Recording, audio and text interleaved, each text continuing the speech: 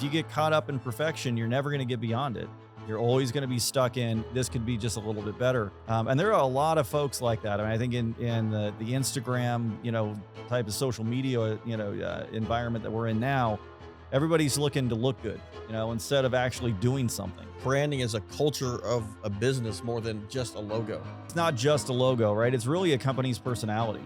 And so, when I talk to folks about things, if you're really looking to build something, there should be a pretty powerful why. Just because you have a great logo, that doesn't mean we're going to be billionaires now. I mean, a great logo. When you start taking on clients, you need to start asking questions, right? You need to start talking to your customers and saying, why did you buy from us? Because when you listen to them, they're going to give you the answers that are going to be similar to other people in their positions. And that's going to be your brand. It's not a one and done. I can never change it. And it's always the same. That's what I want a lot of people to remember, that just because you're a brand today with a peach, you don't always have to stay a peach.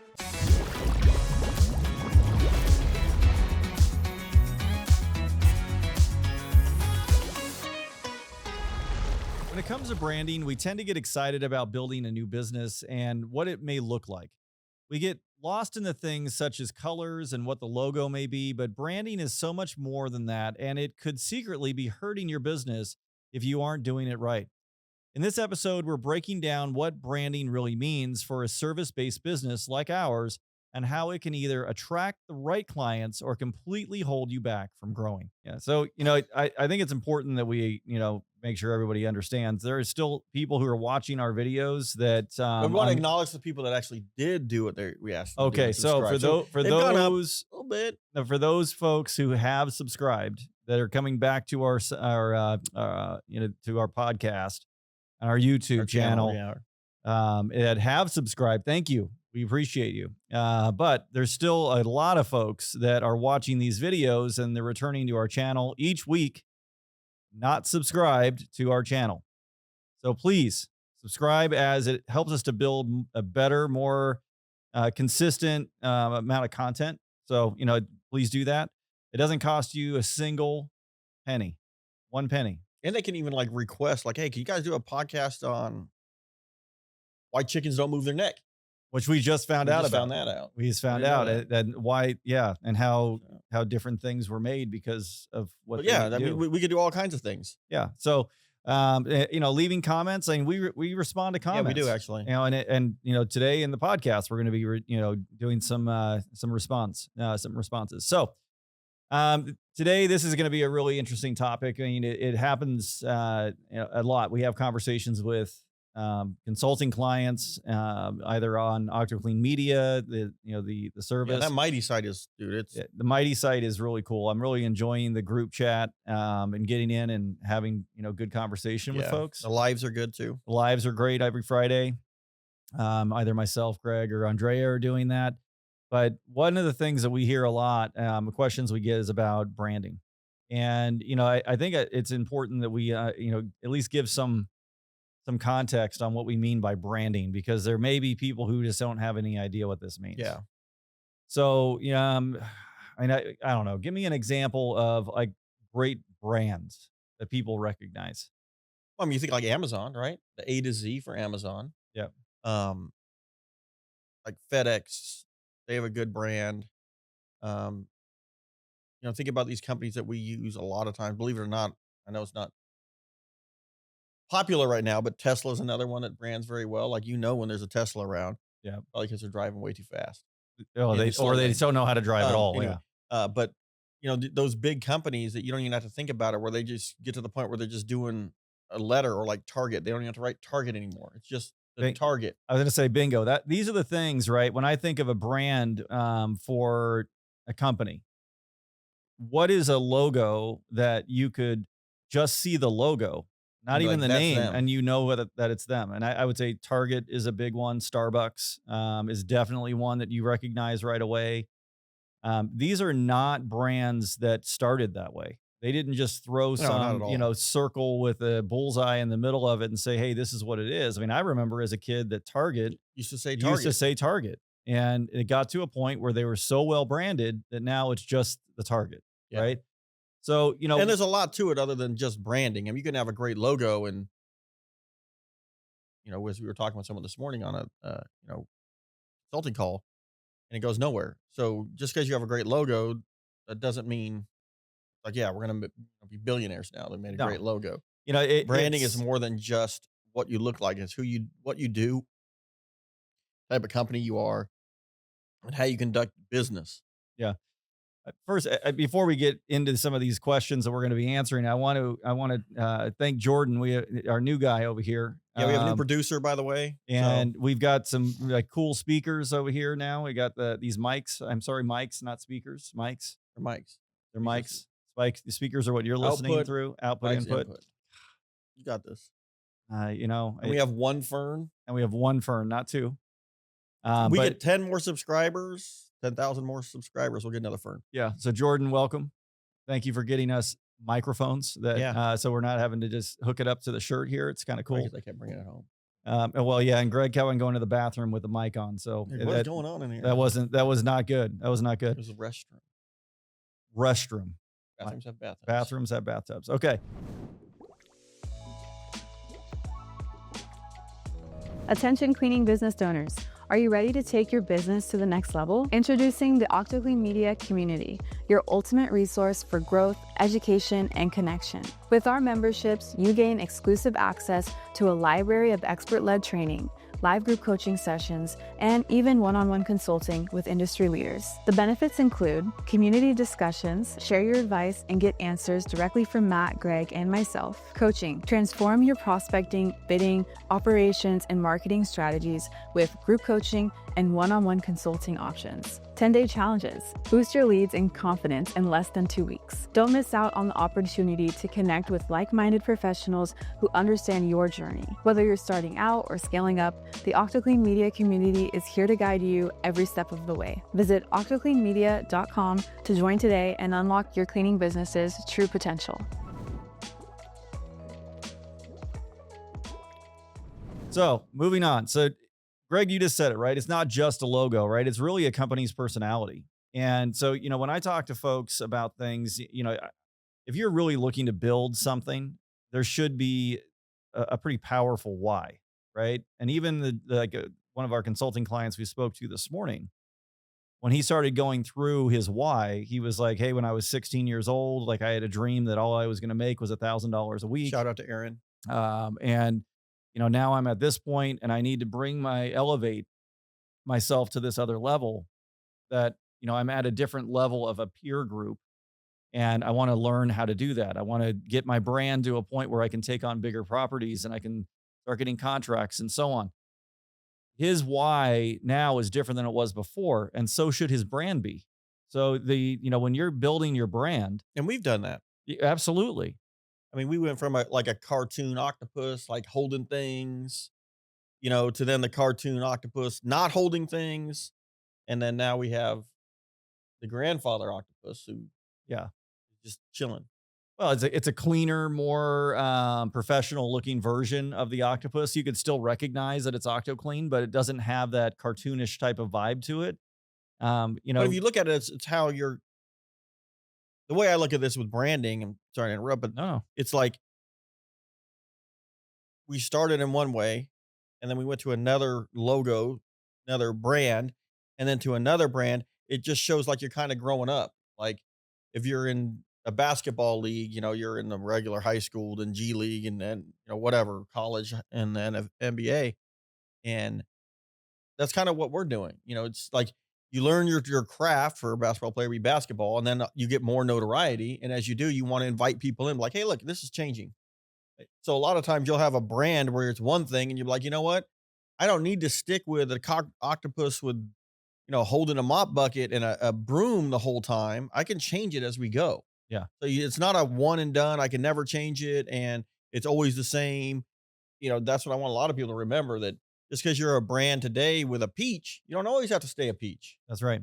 I mean, and you can look at that historically. I mean, if you look at Coca-Cola back in, the early 1900s versus where they are now, a totally different brand. So, and I think it's important too, before we really get into some of the nuts and bolts about like visual identity and messaging and all that kind of stuff, is that, I also want to warn folks to not get so caught up in like the like perfection of building a brand before you even start going out And and doing anything. talking to anyone. Now, I mean, yes, you need to have the basics. You need to have a name that makes sense. You need to have an email address, a website, et cetera, and then go out and start doing the work. But if you get caught up in perfection, you're never going to get beyond it. You're always going to be stuck in this could be just a little bit better. Yeah. And there are a lot of folks like that. I mean, I think in the Instagram, type of social media, environment that we're in now, everybody's looking to look good, instead of actually doing something. So, the brand is important. You've got to have the basics. You got to have a name. You've got to have a website. You got to have an email address that has that business name in it. Not Gmail. Not a Gmail. We love Gmail. They actually No. do our stuff, but Yeah, but you it can doesn't say Gmail. No, it doesn't. I mean, you can get your own, web, URL on there. So, but when it comes to like visual identity and messaging tone, and like customer experience, what do we do? Like, what is it that we do for clients? And if you ask that question to someone, that should answer a lot of the questions about how they should develop their visual identity, their messaging, and their colors. So we clean buildings. Yeah. Right. So you don't want it to be loud. Like, I'm going to throw some fluorescent colors up in here. You probably don't want brown. No, you don't want You brown. probably don't want brown. You don't want brown. Something clean, something, primary color, simple stuff. Right. And when it comes to messaging, I mean, we have to take into consideration, I think you also with that in consideration, a lot of people are like, well, I want to do just medical. Well, yeah, so do I. But you know what? My kids need to eat. So if I branded it with all we do is medical and I'm waiting around for just doing medical, you're like, no, I'll do office space too. They're like, yeah, no, I don't want to feel like the second class citizen here. So no, keep that in mind. Like you leave places clean and tidy and it's consistent. That's what people are looking for. So go with all of your, the group of people that meet in the garage in the afternoon and figure out the logo, whatever you're going to do, Starbucks, and have a drink. Think of it like that. Like, I don't want to pigeonhole myself into, oh, we just clean hospitals. Because what happens if the guy at the car dealership says, I have 50 car dealerships. Can you come clean those? He's less likely to reach out to you if you have a syringe on your logo. You're like, oh, I'm not going to do that. You're speaking about some true stories here, right? Because we had a consulting client that had that problem. Anyway, but I do see that sometimes. I'm like, God, you pigeonholing yourself, man. Yeah. So what we've done with OctoClean, for example, is like it's an octopus, has eight tentacles, right? So it can do a lot of things. I mean, it speaks to being able to juggle a lot of stuff at once. So for you, and whatever that logo looks like, if it's clean, it's simple. But then it's also the messaging, right? It's how do you want people to perceive you? Like, how do you want people to, professional content on your website, well written, using, actual photographs, not stock photography that has people wearing like pink gloves, that they would buy at, Five and Below. Yeah, washing the dishes or something. Washing dishes, on, and like, you don't do dishes. I mean, you might, but you got to really take these things into consideration. But I think a big part of this too, Greg, is about how do you need to speak your customer's language. I think that, a lot of folks are going to go to a competitor's website. They're going to steal a bunch of content, throw it on their website. And I guess that's exactly what they do. I guess that kind of makes sense. Or they're going to go to chat and they're going to say, hey, write me something about this and throw this onto my website.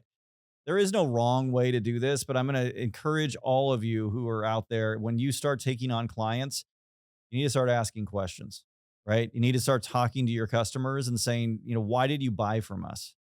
Because when you listen to them, they're going to give you the answers that are going to be similar to other people in their positions. And that's going to be your brand. And because sometimes you don't know why you're so good. Like, you really don't understand it. Like, I think the gentleman we spoke to this morning, for example, hardworking, just grinding it out every day, but there's something about him that's really likable. Right. And I don't know what that is. And I don't know how that shows up in his service, but whatever that is what his brand is. Yeah. And so those are things that, get started with something simple. Don't do anything crazy and kooky, and just go out there and start working and then start asking questions, is to figure out how you're going to do it. But when it comes to other things related to language, I think branding is just so, people think branding, in my opinion, Matt, is like just your logo, yeah, it's not. right? This is just your logo. I think branding is a culture of a business more than just a logo.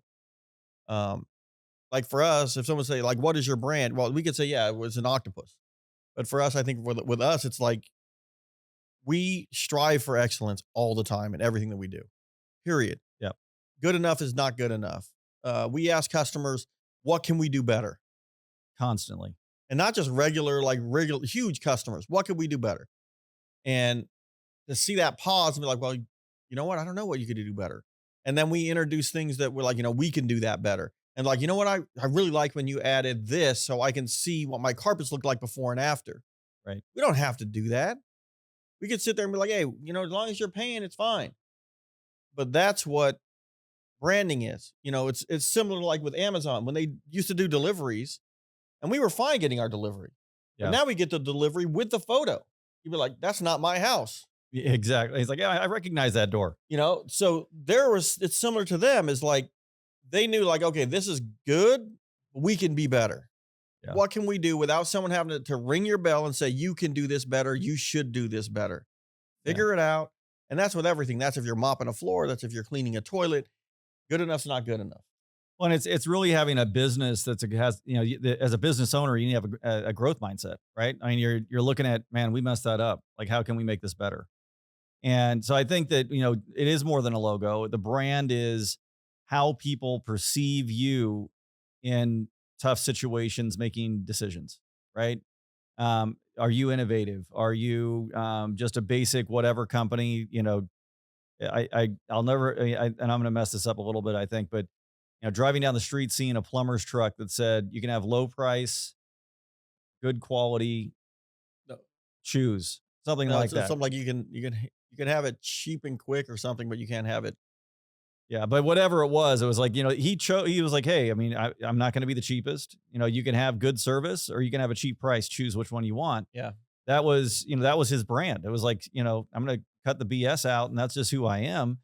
And I think that's a positive way of looking at it. And, brand is about you recognizing who you are as a personality, as an owner, as an entrepreneur, and then putting that into a logo, putting that into messaging. And turn that into your company culture. And then turning it into your company culture where you've got your employees who are saying, hey, I believe in that. Like, this is something that I want to follow through with as well.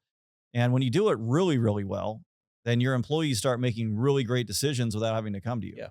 And that's the great thing about it. So, it's not an easy thing to do, but it is something, it takes consistency. It right. does. And it takes you to be like unforgiving and how you're going to go forward. So, one of the questions here, what are some changes that you've seen that have helped others? And I'm on the second page. I got you. That have helped others, or even your own experiences with branding. So how did it start? What was changed? Okay.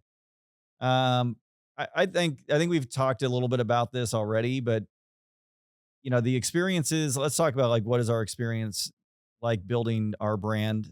We can do that a little bit further. We struggled with it because we had a lot of different opinions. We did. And we didn't start off as OctoClean. We were service pros. Right. Still an with octopus. the octopus. Yeah. Still an octopus. Which is legit.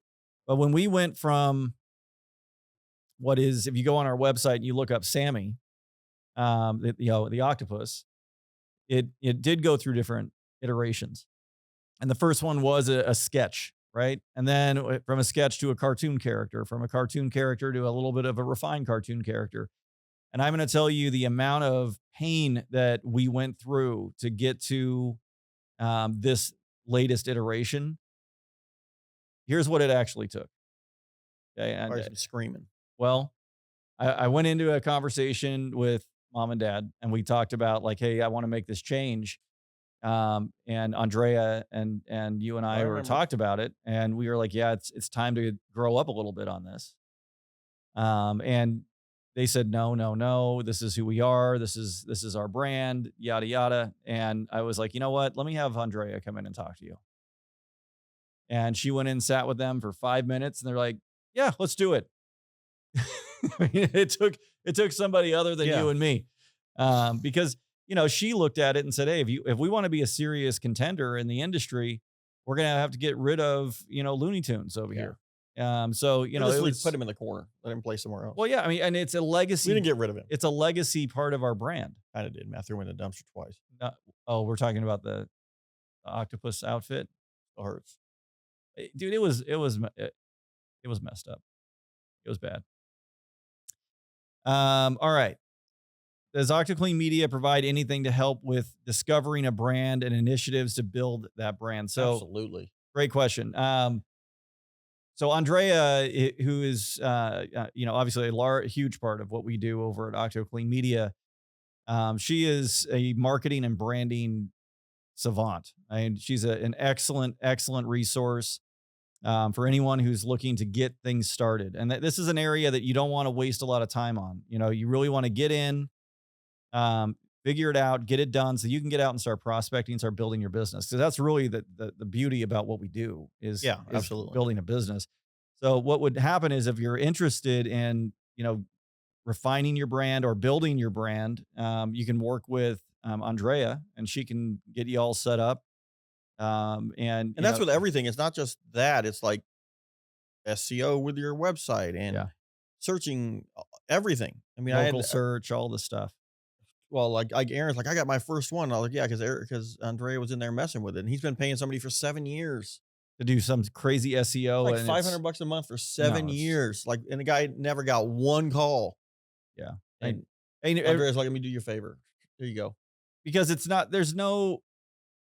You're talking to people who aren't in your industry. No, they're just thinking they know what they're doing, and they may sell good. And that's one thing that I question whether these SEO people are actually doing anything. I think they're just collecting $500 a month. But they are. Anyway, out of business though. And because he was surprise.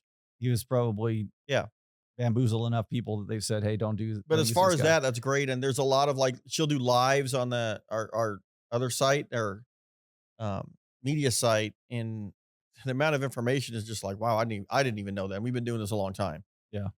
So that's why you always hire smart people.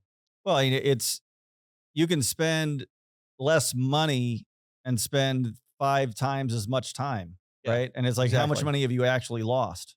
So a very, very, very big lesson for me was, if you don't know, pay somebody who does, because then you can do what you do great, like you do well. And in your case, most people who are listening and are watching this, it's going to be they're really good at getting people to do good work and clean buildings.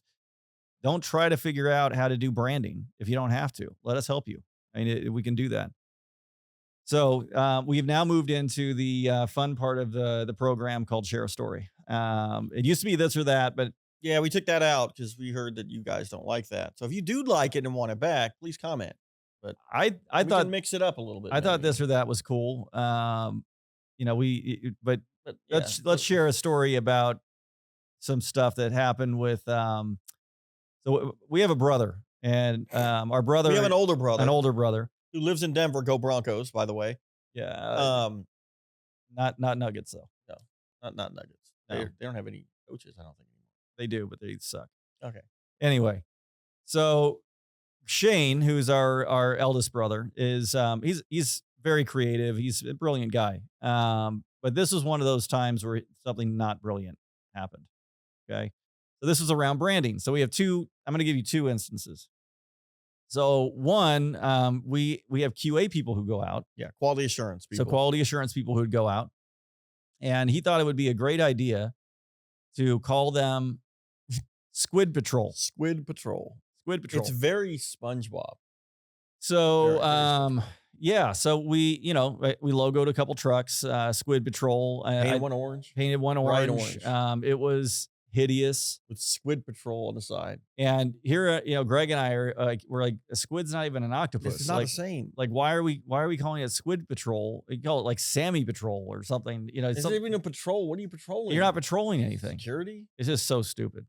But it lasted exactly, I don't know, a week. We stuck with the orange truck. We kind of had to though, because it was already orange, painted orange. There's not a whole hell of a lot we could do with that. Right. It was nasty. It looked like a Caltrans truck. We did sell it though. It was amazing. We did sell it. I don't know who would want that thing, but somebody wanted it. They bought an orange Nissan something truck, Frontier or something. Yeah. Still running. The other thing that Shane created, which was really interesting, and it was part of like his branding strategy, Squids. Was get it. No, what do you see what you got? See what you got checklist. See what you got checklist. So these are jokes that we often have around the office or around the any kitchen table or just anywhere, pretty much in family conversation. And so, we were like, what is the see what you got checklist, Shane? And he's like, well, when they get their startup kit and when they start their franchise, we need to give them. See what you got. Let's see what you got. It's like, surprise, surprise, you got herpes. It's like, whoa. So I don't think that was on the list. I hope it was. I hope not. But we had to get rid of that list. We had because you can't be in a training class with, all right, now we're going to look at we're here today to look at the see what you got checklist. Like, what is up with this dude? These are the kind of lead balloons that get thrown over sometimes. Like, hey, listen, dude. It was overthinking it. It's like it's branding. It's overthinking it. Overthinking. See what you got checklist. Like you have an octopus and you have a squid. Yes, they live in the ocean. So do sharks. Can we have sharks now too? Can we have a shark patrol? Come on. I'd rather have a shark patrol. At least you're eating things. I mean, squids don't do anything. No, squids don't do anything. They don't taste good. No, they're nasty. They're like chewy and gross. I won't eat octopuses either, by the way. And the see what you got checklist, man, that has been the brunt of so many jokes over the years. We're doing it again on Easter. Oh, for real. It's gonna be like, hey, you got to see what you got checklist. You got checklist. It's awesome. All right. So branding doesn't always work. And so that's another thing. Be courageous, right? You're going to throw some stuff out there, You may get a see what you got checklist. You may get a squid patrol. You might, but who knows? But you got to see if it's going to stick to the wall, baby right? Shark. Throw it and see if it sticks. All right. So this goes into our QA portion of the question and answers. All right. Go for it. Go for it, Greg. What you got? Sandy. See what you got checklist. Wexler 5282 asks, can't you just vacuum instead of dust mopping? Absolutely. Greg would I could share a story about that. But yes, absolutely. If you're using a protein backpack vacuum, brand placement, protein. That's a vacuum you could absolutely. If you're using like an upright vacuum with a beater bar, I would say no. You probably don't want to go in and vacuum your bathroom with a beater bar. But if you're using a suction vacuum, yes, absolutely, you can do that. And there's instances where that saves you time. There's instances where it doesn't save you time. If you're in a huge building, dust mop, please. A lot of open spaces, dust mop. But if you're in a small medical facility in Wickenburg, Arizona, bring a backpack vacuum. Oh, that was hell on earth that day. Besides that, I was in Wickenburg. Wickenburg could be cool, dude. I'm sure it could, but if you're a cowboy. But I'm not a cowboy. I don't wear cowboy boots. You look like Woody. I look like Woody? Yeah. There's a snake in my boot. Anyway, Matt's got the next one. All right. So John Ellis 5865 asks, I was under the understanding that cleaning and disinfecting are two distinct steps and should have different products for this. Yes, using one product to clean and disinfect is better than not cleaning, but it's much better to clean away all dirt, then use a dedicated disinfectant, I'm imagining, hydrogen peroxide, bleach. Be careful mixing bleach with other products that can get toxic. This guy's got his stuff here. Just disinfecting a dirty surface will not disinfect. So why not just clean the toilet bowl inside and out with a cleaning product and then disinfect? Greg, are you ready? That is a great question. You ready? That's right up my alley. I saw this question come in and I was like, oh, he's going to get lit. Oh, damn. Greg's going to have some fun with this one. Thanks, John Ellis. John Ellis, let's first talk about infection control. So absolutely, yes. Visible soil needs to be cleaned before you can disinfect. Now you're looking at also controlled environments when I think things like this. Like if you're in an OR, you're going to have blood. You're going to have things like that needs to be disinfected. You're not going to have a guy with muddy boots and muddy hands and all this stuff in an operating room. I hope not. He'll be in there once, then he's going to get sued. But absolutely, like we're in a hospital environments and we're cleaning a room. Yes, you need to clean first. That's why you have cleaners and then you have a disinfectant. But a cleaner, I can go on for days about envelope pathogens and non-envelope pathogens. It depends what you're cleaning, but visible soil needs to be cleaned and then you disinfect. Now, I see the hydrogen peroxide and bleach. Yes and no. Bleach, so is, it's corrosive. So, and it's very not good on surfaces. So when you're looking at things like that, is like that's your last resort. If you're looking at C. diff, things like that in a hospital environment, that would be great, right? But I'm not going to do that every single day. Yeah. And If I'm looking at if I have a jetted tub in my house, I'm probably going to mix that with bleach. But you also need to know how many gallons you're putting it in. There's a lot of stipulations there. So if you're looking at disinfectants that are either pre-diluted, ready to use, or in dilution control, that's a better option for most people. Yep. And in a hospital environment, you shouldn't have it to the point where, dang, that's dirty, know? And then if you're looking into that way, also, if you're in a office and you're asked to disinfect, you need to ask the right questions. Oh, you want me to disinfect? Why? What's going on? I need a terminal clean. Okay. What did this patient that just left have? So I can pick the right disinfectant. There's so much to this, John, that we could get into for days. And like you're looking at the toilet bowl. So why not just clean the toilet bowl inside and out with a cleaning product, then disinfect? Well, yeah, you're going to clean it. If somebody has feces on the bowl, you're going to clean the feces off, then you're going to disinfect. then you're going But to here's the disinfect thing. it. Yeah. There's living pathogens in feces. You want to disinfect that feces before you touch that feces. Yeah. So, yeah, Well, and when you look at hydrogen peroxide as well, I mean, EPA doesn't recognize hydrogen peroxide as a disinfectant. So it's not, at least not in the US, right? I mean, yes and no. Yes, they do, like in a hospital thing, but there's a lot around it. I'm not going to the store and getting hydrogen peroxide and thinking I'm going to make a disinfectant. correct. That they're going to say, yeah, that's fine. That's just not the case. You can get the disinfectant wipes, like that are Clorox makes hydrogen peroxide disinfectant wipes. Right. But they're not cheap. And there's usually in a non-medical environment, people aren't spending the money on that. No. And I mean, I'll say, I believe this comment came off of one of our YouTube videos for how to clean a restroom.